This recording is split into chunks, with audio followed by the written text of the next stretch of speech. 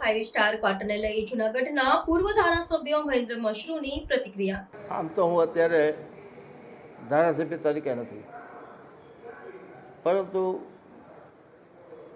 મીડિયામાંથી જે જાણકારી મળી છે તે પ્રમાણે સેક્ટર 17માં નવા MLA ક્વાર્ટર્સ બન્યા છે,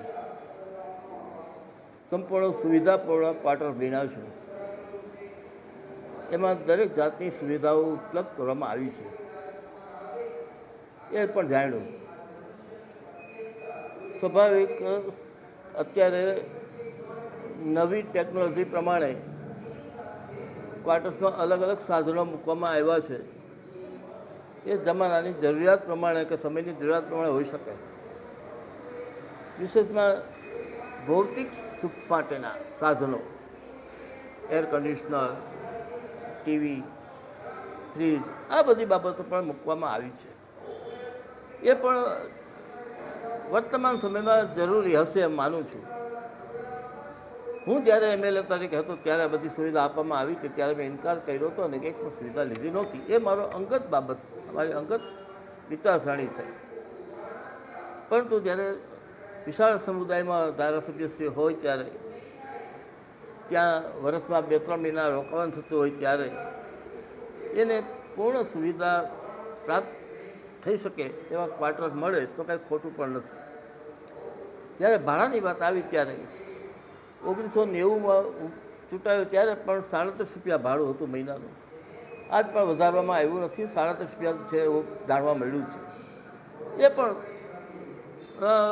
સરકારની પોલિસી પ્રમાણે આ ભાડું રાખવામાં આવ્યું છે એમ હું માનું છું.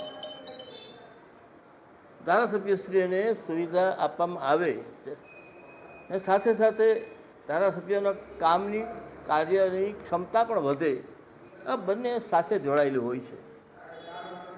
ફરજ અને નિષ્ઠા આ બંને સાથે જોડાયેલું હોય છે. ત્યારે ધારાસભ્યને જે સુવિધા આપવામાં આવી હોય છે એ સુવિધાને કારણે એ પ્રજાના કાર્યમાં વધુ ધ્યાન આપી શકે એ પણ એટલું જ જરૂરી છે અને એ થઈ શકે. ધારાસભ્ય પાસે લોકોની અપેક્ષાઓ હોય છે. ગાંધીનગર ઠેક ઠેકાણા મત વિસ્તારમાંથી લોકો આવતા હોય છે. એમને ત્યાં રહેવાનું, એમની ભોજન વ્યવસ્થા કરવાની, એમના પ્રશ્નો હલ કરવા માટે બેઠકો કરવાની, આ બધી સુવિધાઓ મકાનમાં આપવામાં આવી છે. એ બહુ સારી વાત છે. કારણ કે વારંવાર કોઈ ગેસ્ટ હાઉસમાં કે સર્કિટ હાઉસમાં જઈ અને સામૂહિક મિટિંગ કરવી ઉચિત નથી. પોતાના ક્વાર્ટર્સમાં પોતાના મત વિસ્તારના લોકો આવી અને વાત કરી શકે, ત્યાં અધિકારીને બોલાવીને પણ કાંઈ નિર્ણયો લેવી શકાય.